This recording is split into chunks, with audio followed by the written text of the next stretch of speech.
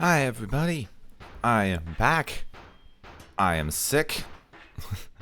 Let's see if I can get through this vlog without having a coughing fit. So anyone who's been following, I'm going to move the mic. Hopefully that didn't make too much noise. Uh, Anyone who's been following me on like Twitter and things knows, or has been around. I just got back from a little couple-week trip back home to Arizona, where I'm originally from. And then the second I get back, like the day after, well, a couple days after, like I get back, I've got some stuff to catch up on, so I'm having trouble, recording. I got some other work stuff I need to finish up really quick because of the trip, and, trying to get caught up on stuff. As soon as I get caught up, and I'm like, yay, now I have a day to record and get back to videos. I've been really looking forward to continuing the series and, having a lot more time to make YouTube good. I get sick. Hooray! And it's not even just the, cruddy feeling kind of sick, like actual sore throat, which makes it difficult to talk. But, I'm feeling a little better today. Yesterday I was pretty bad and tired and muscle sore and things, and I was worried it was the flu that's been going around. But today I feel a bit better, so I guess it was just a cold, though I still have the sore throat, so... if I sound off, that's why, and if I have a random coughing fit, that's why. But I have my apple cinnamon, orange cinnamon. This is the orange cinnamon tea that I put a bunch of honey in, which I do when I'm sick. Honey in tea is the best thing when you have sore throats. Except it's way too hot right now. Ow. Burn it out. Burn that sore throat out of you. Oh. So, the other thing is, since I'm still a little bit sick and tired and jet lagged, I'm going to be possibly slightly more scattered than I would normally. But I know some people were looking forward to hearing my thoughts on my trip because I talk about my family and stuff a lot on this vlog. I was going to call it a podcast because I'm listening to podcasts a lot this week with plane flight and everything. So the trip actually wasn't as bad as I expected. Both me and my girlfriend are from Arizona originally, so when we go back, we kind of go back together and see everyone at once. Makes it easy for, holiday trips and stuff. This year we didn't get back on the holiday, and then which is hard to travel on anyway. So we decided to do it quite a bit after, and then we had to deal with work schedules and stuff. My mother works for some agencies up around the Grand Canyon, and she was doing some volunteer work there, and they got affected by the whole government shutdown things we've been doing in America, and, all that fun stuff. So we had to work around everybody's schedules and things, and I wound up seeing my family for about a day and a half, like my overall family. My dad, who's the one who I really, really don't get along with, is, well, it's a weird thing, because, not get along with sounds like we fight and get into conflicts all the time. We don't. We sit awkwardly silent, because both of us know we cannot communicate with the other in any particularly meaningful way. So we do the, random pleasantries of hi, how are you? You look good. Thank you very much. I'm glad I look good. And, that was, a real awkward conversation we had a while ago. And, then we don't really have much to talk about for the rest of the time. And it's kind of been like that most of my, ever since I got old enough that he stopped, being more shitty and kind of verbally abusive and things, which I guess he's slowed down on, I don't know. He's got some other things happening to his mental state that are not amazing, that I don't feel like getting into at the minute, but, ever since I got older, and there hasn't been as much direct conflict between us, it's just been this really, really awkward thing. It's like you're hanging out with this person that you just met and have nothing to say to, and you're both socially awkward, so it's not going to work out well. It's that. It's basically that, but with family members. So that's fun. But this year he was working, so I actually didn't see him this year. And I saw my mother and my grandmother and my uncle. And my uncle is my dad's brother, who is not as bad, but still a little bit awkward around. And I noticed something, it's not me, and it's not really my family. It is them. It's my like dad and my uncle. Because when I was hanging out with my mom, we were talking. We have kind of a okay rapport. I think there's some stuff that we could handle better, but my mom's not as bad as some other members, not as bad to talk to and be around as other members of my family sometimes are, for me at least. And when I was hanging out with her and my grandma, for some reason, I think like she and my grandmother don't get along for some like family reasons, which I understand, but I'm trying to stay a little bit out of their dynamic, and I was just trying to talk to my grandma because I haven't seen her, and she and I, my grandmother and I were able to talk fine. And then when my uncle gets there, anytime my uncle was like around, or like we took a car ride, and like before my uncle was there, we took the car out to a doctor's thing that my grandma had to do. And we were all talking and, talking while we were in the car and making the car trip go faster like you do. Then my uncle gets there and we take a car ride out to get dinner. And very quiet. No one's really talking. Everything feels a little awkward. So it's like it is something about the way that they interact with my family that is causing a lot of these weird, awkward tension things. It's very strange. So like the trip overall didn't go too bad. I have noticed that I'm a little more kind of emotionally blocked off ever since I got back, and I'm not sure what that is about exactly. So something about hanging out with my family. You can often kind of revert to whatever state you were in when you were hanging around these people. Like if you've had a bad dynamic with your family for a while, it's very difficult to not kind of fall back into that mind state anytime you see them, even if the dynamic is not as strong as it used to be. So I feel like it might have been that. I'm working hard to try to get back out of that and into something that is not all blocked off and hard to be around for people. What else? I'll do a little bit more trip recap and then talk about, I had a thing that I kind of wanted to talk about this week because I had an idea. Let's see. There was some seeing of friends. That wasn't too bad. I don't get to see my friends out there as often as I like because they're all very, very busy. Like one of them is in grad school, so that keeps them from being able to talk super often. The other one's been going through some kind of cruddy life stuff recently, which has made, I guess she's been able to talk more often, but some cruddy life stuff is keeping her from being super around and available and happy, but she's getting a little better with that.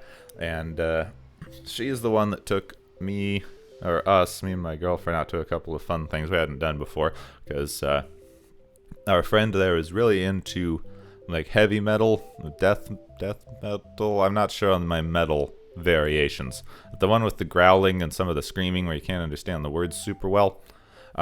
We went to a show that for a band she's been wanting to take us to for ages, called Adavant, which I think is maybe sort of famous in Arizona. I have no idea outside of. So I went to that, and it was my first metal concert. That was fun. I do kind of like metal music. I just don't get a chance to listen to it as often. I sometimes do when I'm working, but I don't listen to it as often. But I do enjoy it, so that was a kind of fun night. I kind of got into it. Then later on, she took us to a luchador match, which was also fun. I didn't expect it to be so kind of pro wrestling.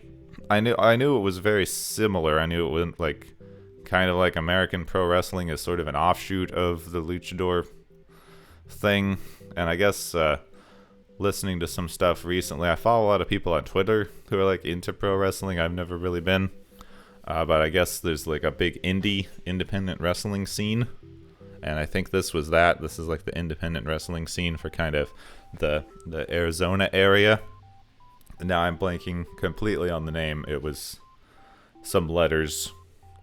Yeah, but there weren't as many kind of luchadors as I expected. I was kind of excited and interested in that bit a little more, and they were kind of the best people there. They had a match of two in the beginning, and one of them was the crazy dude, and that was a really kind of fun little thing. And then they had a normal guy without a mask versus some kind of masked alien robot creature dude.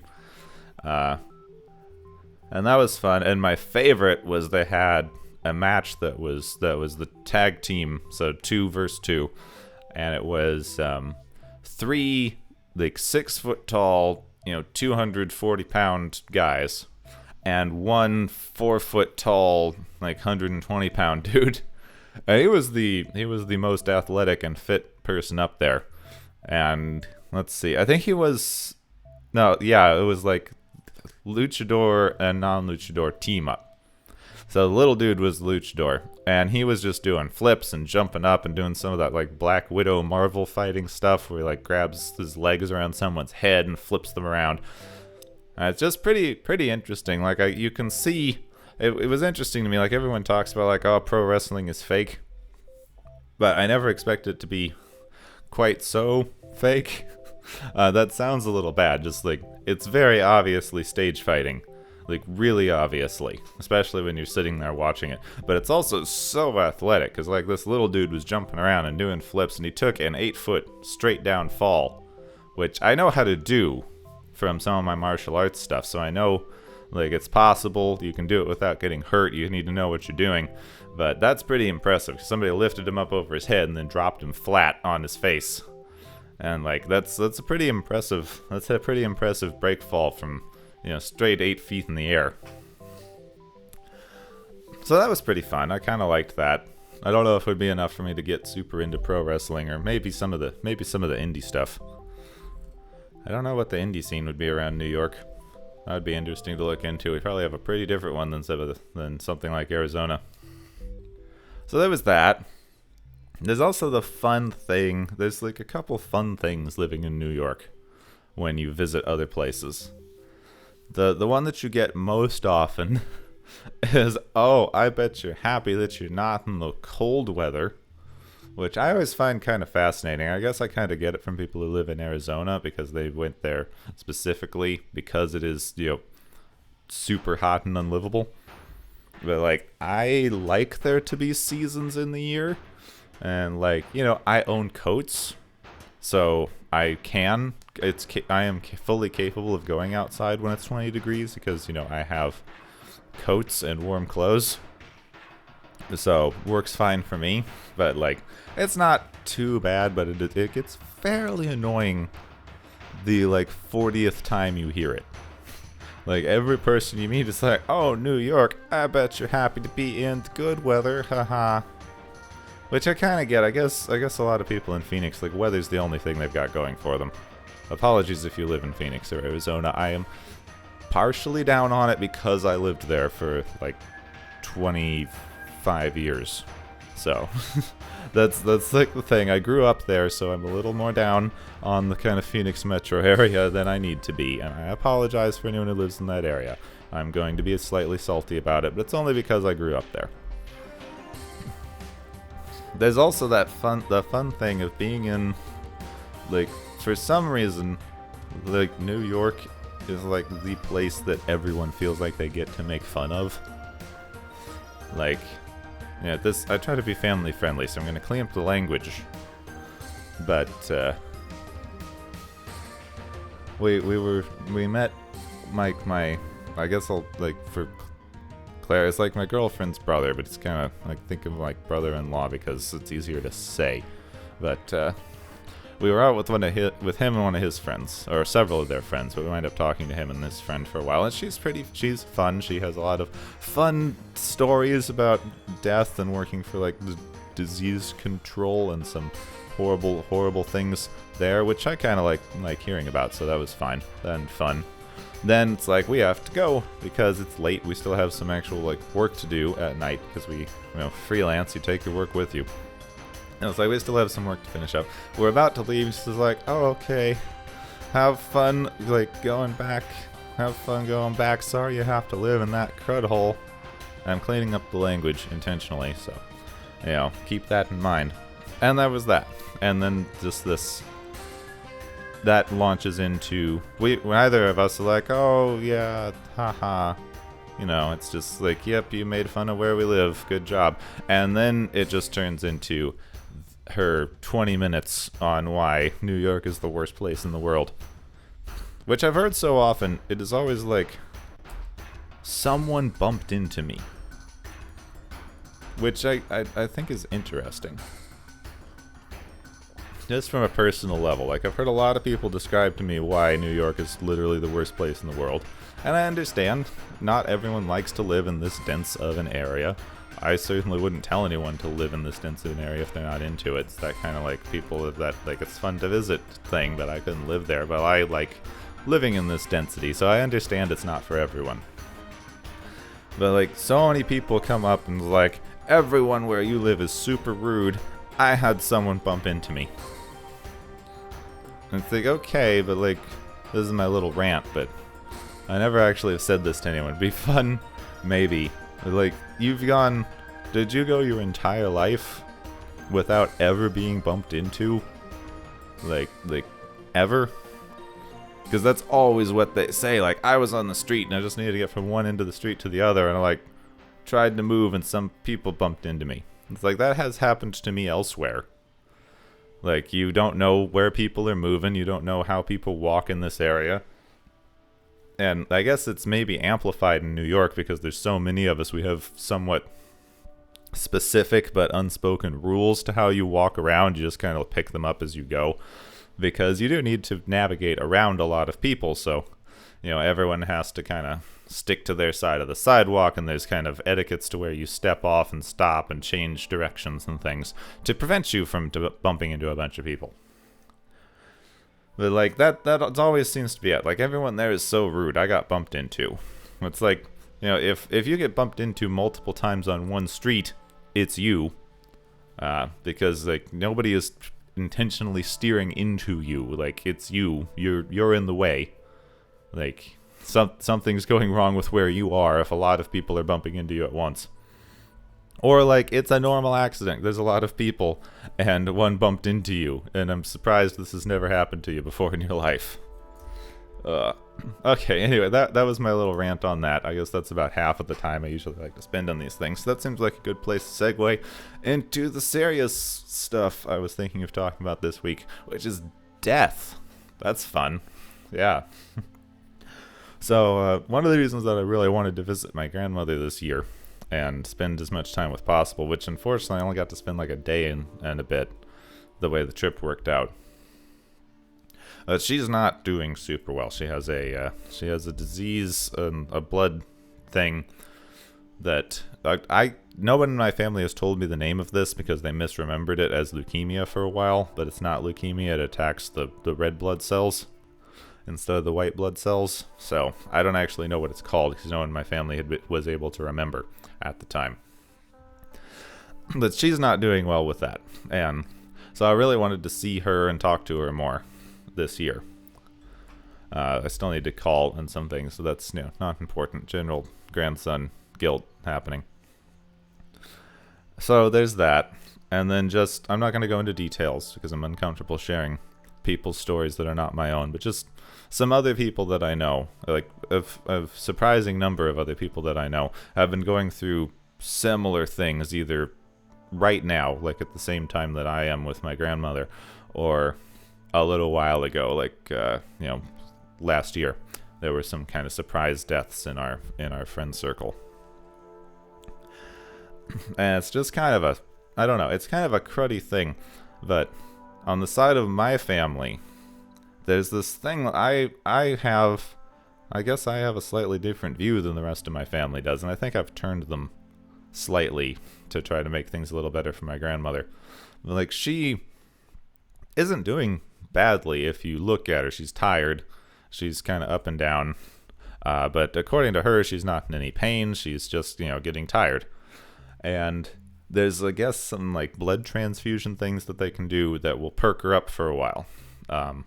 But they kind of decline in effectiveness every time you have one. But she was talking about it. She's like, I don't want to go in for these things anymore. They kind of stink. I don't like going into the hospital for that long. You have to spend so much time with the doctor doing these things. I don't want these blood transfusions all the time. And my dad and uncle kind of freaked out about it. And my uncle was up there and he was freaking out And they're like, why haven't you called the doctor? We should call the doctor right now. Let me call the doctor. We'll figure out this. We'll figure out your pills. Da, da, da. Just freaking out the entire frickin' time. And it's like, it's not about you, dude. I didn't get a chance to talk to my uncle, and I feel a little bad. But, like, you know, it's not about you if somebody you know is dying. It stinks. I'm not going to pretend it doesn't stink. For you, for someone else, especially if it's someone very close to you. Like, this is my uncle's mother, so I get it. But, you know, if she doesn't want to go through these things while completely, you know, cogent and there and having all of her mental faculties, that's what she wants to do. Like, she kept wandering around the house, like, talking to me about it, going like, oh, I'm 85. This is a thing that happens. And, like, I agree. Like, if you think you only have that much time left and you're just delaying stuff, why do you want to spend so much time at the doctor if you don't have to? Now, not everyone thinks that way, and whatever someone decides to do with that, it's their choice. But, like, my family was just freaking out about it. And it's very unhelpful. And I think possibly I might have, like, turned them a little bit because my mother was telling them my dad started agreeing with my viewpoints on it a little bit after she shared them. After, like, I told her, like, I don't know why you want to, like, spend so much time and trouble, like, slightly prolonging your life there for a couple months at a time as you, like, decline more and more and more. Doesn't sound fun to me. And, she kind of had the opposite idea and then kind of saw my point after a little bit. Because that's the thing, like, this is not curable. And these things don't keep you going forever. Every time you do one of these transfusions, like the first time, I guess it lasted like 4 or 5 months. That's not bad. You know, you do 2 a year. But like the second time, it only lasts like 3 months, and then it keeps going down and down and down until it's only lasting a couple weeks at a time. And, you know, some people might not think that's worth it. And then there's the stupid pills, like the... my uncle was really on these pills, because she has this blood thing, but she also has a melanoma, so some skin cancer in her leg. And that is like more treatable. There's some pills and stuff she can take for it. But at this point, that's not going to kill her anytime soon, and it's certainly not going to do damage to her over the course, like, at any rate that this other thing is going to. But they still want her to be on these pills. And she doesn't like the pills particularly. They have some nasty side effects sometimes. They've been messing around with the dose to try to mitigate them. And she's also a little mad because they're like $90 a pill. Possibly more than that, but this is kind of the insurance things. There's some like weird insurance stuff. They can only give her so many at a time for free on her like Medicare insurance and etc. But like if you were paying for them, they would be, you know, a couple $100 a pill. When she needs an extra one or something, it's 90 something a pill. She doesn't like that, which I kind of understand the mindset there. And why do you want to put someone through all this extra stuff when it's not going to do anything? Like, they were sharing a story of someone they knew who died a few years ago, and he was in the hospital, like, not good, lying down, bedridden, dying in the hospital. And he had a cataract in one eye. And his kids wanted to do cataract surgery. And the doctor basically said there was absolutely no point, and then they tried to sue the doctor. So, like, I kind of get that. You, like, don't want to admit that this person you care about is dying, but, like, there are some things you're just going so far, and I think we have such a weird thing about death, especially in the United States and Western cultures in general. There's such a thing about dying. And it's, like, so terrifying to people. It leads to some pretty cruddy behavior overall. And, you know, this kind of thing, this more slow disease that you can get when you're older, it stinks to watch. And I'm glad that I have some time to actually talk to my grandma and get to be around her a little more, because unfortunately she kind of got caught up in all this stuff with my family. Like my grandfather, her husband, was kind of a terrible person. Like, I didn't spend as much time around him when I was younger, but he was pretty terrible. I don't remember this. Apparently he kicked me once when I was a baby. So yeah, not a great guy, and was probably very abusive to my dad and uncle. And he died a couple years ago. I'm still not sure how I feel about that one. That's a whole other thing. But my grandmother has never been that bad. She was in a bad relationship most of her life.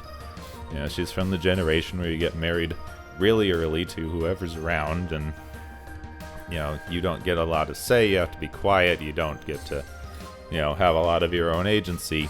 I understand there's some generational stuff happening there, but she always got kind of caught up in this, like, she is around all these people that are abusive and mean, and I don't like being around and can't get along with. But she was never actually one of those people. She was nicer and tried to be a bit nice. We just always had this really chilly relationship because she was so connected to all the other cruddy stuff that was going on in the family. So now that she is living by herself and my grandfather is gone, I have been trying to talk to her a little more and better, but it's really hard to kind of build a relationship that wasn't really there in the first place. Because one of the things that kind of stinks when you grow up in a family like this is you don't actually have those relationships with your family.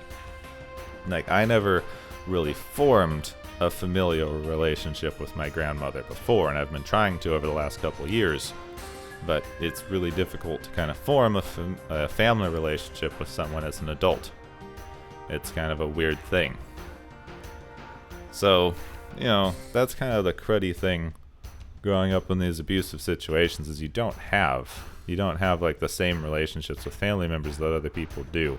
And I think it's kind of hard for other people to understand that. It's one of the reasons I like to talk about it so much. Is just, it's okay to not, and it's okay to have to build those as adults if you choose to. But it is harder than it would otherwise be, and that kind of stinks. Yeah. So anyway, I guess that's the thing on that. And it's nice that you can talk to someone as they go. I had a friend who had a very unexpected death in his family, and I saw how much that really, really devastated him. Because, it comes out of nowhere. You don't get a chance to ever talk to the person. If you hadn't talked to them, if you hadn't just randomly talked to them soon, you have no idea what the last thing you would have said to them would be. And that's pretty bad. So I'm at least personally on my side, I'm glad that I get a chance to talk to the person in my family who is going away before that happens, because the unexpected deaths seem way, way worse to me. But if you're freaking out over the thing the whole time, you don't get to do that. So anyway, I guess that's my takeaway from this experience I've been having and some other people around me have been having is, if you make it completely about you, later on, you're going to wish that you'd made it more about them. Because it's about them. You want to continue and have a good relationship with them in the time that you have with them. So don't make it all about you, because then it's so much about you that you don't actually get to spend time with the people you supposedly are caring about in this situation. Well, I've been talking for half an hour when I probably shouldn't have been. So let's see, just random channel stuff for the end here. Thanks for sticking around through the depressing portion of the vlog. I always appreciate it. Main series episodes are coming back. I'm hoping to start recording one today, but I'm going to take a teeny break and see how my throat feels. If not, I'll be recording them tomorrow, because I do feel a lot better today than yesterday, so I feel like tomorrow I'll probably be able to do a lot more work. But it is delaying me a little bit, so I was hoping to have main series videos out today, But I think I'll put this out on Monday and maybe shoot for our main series coming out Wednesday, and then hopefully back to normal schedule after that. So I appreciate you being patient. The trip and the sick and the stuff really interrupts your schedule, especially when they come one after the other. Like, I can absorb a couple days of sick if I've been working the whole time and I have a little bit of footage ahead and all that stuff, but coming back from a trip, having no pre-recorded stuff to work from, and having to, like, it's basically having to start from scratch on the series again. But in the middle this time. But I've been putting in a lot of the grinding grunt work over vacation, and while I've been sick and haven't been able to talk as much. Like, I've been putting in a lot of grindy grunt work, so we should be able to get into doing some actually, like, fun, interesting stuff pretty much as soon as I'm able to start up again. So I'm really excited for that. Also, I'm kind of planning on putting in a little bit of weekend content just to try, and I have some experimental ideas. I'll see if I get to any of those. I have some experimental kind of non-game related ideas that if I do them, I'll either have them on the weekends or I'll start a channel for experimental stuff that I'll let you guys know about later. Yeah. Well, that's the update stuff. If you want up-to-date channel things and how I'm doing and how the channel and stuff is going and when episodes are delayed and things, you can follow me on Twitter. I've been trying to spend a lot more time communicating with people on there. I will never be on Facebook, so that's right out. But most of the stuff is on Twitter. If you enjoy this style of episode, you can leave a like. I will keep doing them, trying for at least once a week on these vlog things. So leave a like if you want to see more of things like this. And if you enjoy listening to me talk while somewhat sick and distracted, because it's probably going to happen more, you can subscribe. I'm Gepwin. Thank you for sticking around and listening, and I will see you soon.